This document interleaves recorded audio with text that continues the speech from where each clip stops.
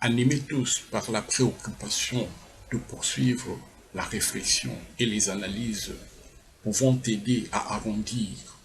et à parfaire le droit constitutionnel, les populations et les intellectuels doivent les égards envers les États-Unis d'Amérique pour avoir mis à leur disposition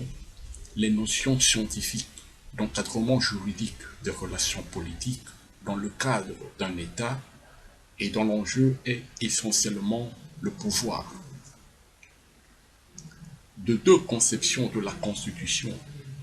l'une juridique, l'autre politique, celle-ci a eu lieu en Europe à la suite de l'échec de celle-là face à la monarchie absolue. Elle est la solution à l'échec de la main du législateur dans sa démarche statique et se constitue en Europe en une idéologie au sens scientifique, amorçant une démarche dynamique. La constitution qui en découle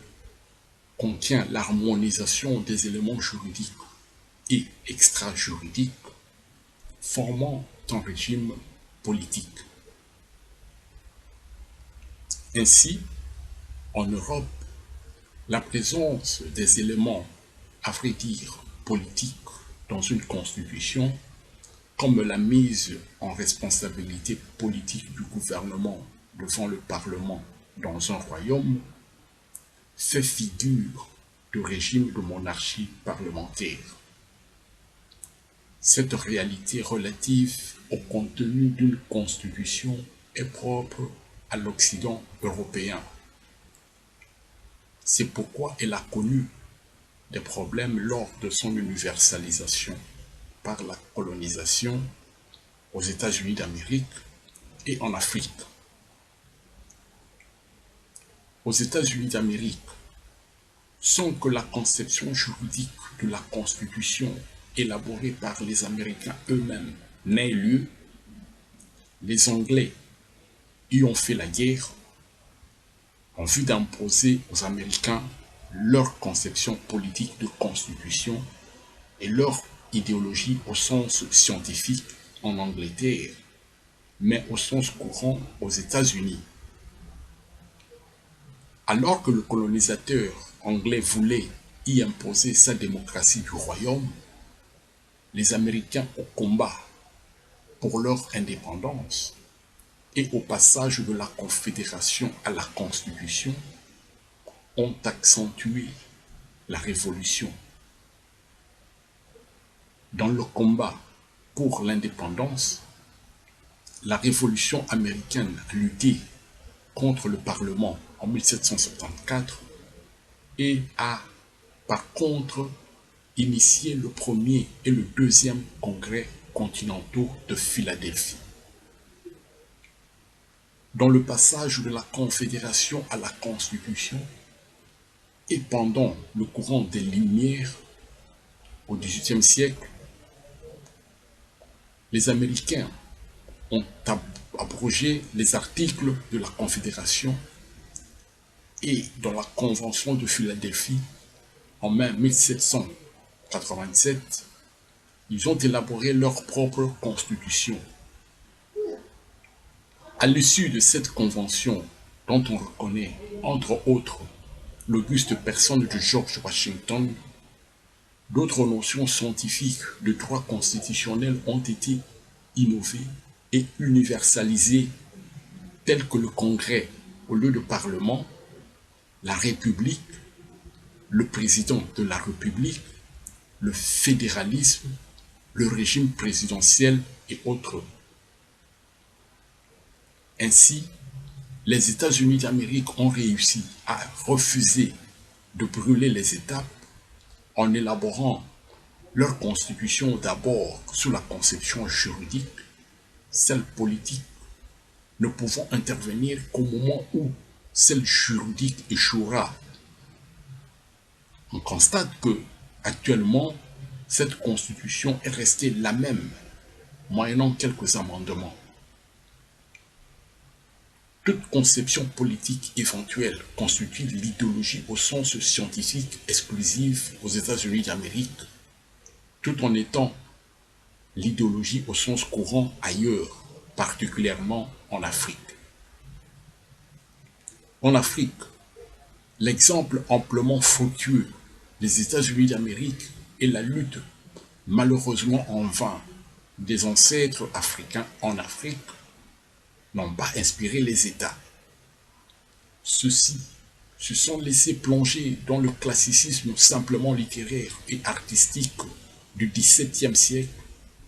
où l'individu, qui ne se conforme pas à la philosophie du roi européen, ni aux principes normatifs royaux, est considéré comme manquant la civilisation, l'honnêteté et la modération. C'est dans cet ordre d'idées que les émules et les continuateurs de ce classicisme dans les universités et écoles en Afrique condamnent tout homme politique en Afrique qui refuse de copier, de paraphraser ou de compiler uniquement les conceptions politiques et juridiques de la constitution d'un État européen. Ils lui font la guerre de démocratisation parce que, selon cette conception classique, la seule idéologie universelle au sens scientifique est celle qui constitutionnalise le Parlement et les partis politiques dans n'importe quel État du monde. Pourtant, en nous inspirant des Lumières, comme l'ont fait les Américains, nous savons de manière la plus scientifiquement inattaquable que l'Afrique a, dans ses souches, déjà autant de Toutankhamon et de Dura et Eudra dans la mythologie égyptienne, la culture démocratique dont la référence est la palabre africaine. Donc, la norme constitutionnelle, c'est-à-dire la chose qui doit être mise dans la Constitution, en démocratie, dans un État africain, est non pas uniquement ni en premier lieu le régime politique de l'Occident, qui, d'ailleurs, n'est pas une norme mais une proposition en Afrique, mais le régime politique arbitral, dans lequel le principe de la séparation des pouvoirs s'applique entre 5 pouvoirs, à savoir l'exécutif, le législatif sans parlement ni système partisan, le judiciaire, l'information et le support. Tous ces 5 pouvoirs participent, conformément à la loi relative à leur organisation, dans une même assemblée politique arbitrale. L'Afrique n'est pas encore sur le pas de la Convention de Philadelphie et aucune constitution d'origine africaine n'a jamais existé. En d'autres termes, la conception juridique de la constitution d'origine africaine n'a jamais eu lieu et donc n'a jamais échoué pour que les Africains se permettent de déclencher les guerres entre eux en vue d'imposer une conception classique quelconque et étrange de la Constitution dans un État africain. Nos remerciements aux ancêtres américains qui, dans leur bravoure, ont énormément et universellement enrichi le droit constitutionnel. Le monde fait éloge de leurs travaux très houleux au sein d'une assemblée des sages, composée des délégués de chacune des 13 colonies, l'intelligence politique, dont quelques plus grandes célébrités, à savoir George Washington pour la Virginie, Benjamin Franklin pour la Pennsylvanie, John Dickinson pour la Delaware, John Rutledge pour la Caroline du Sud et Alexander Hamilton pour l'État de New York. Sûrement, le monde attend que chaque État africain, à son tour, et en référence à la palabre africaine, arrondisse universellement le droit constitutionnel.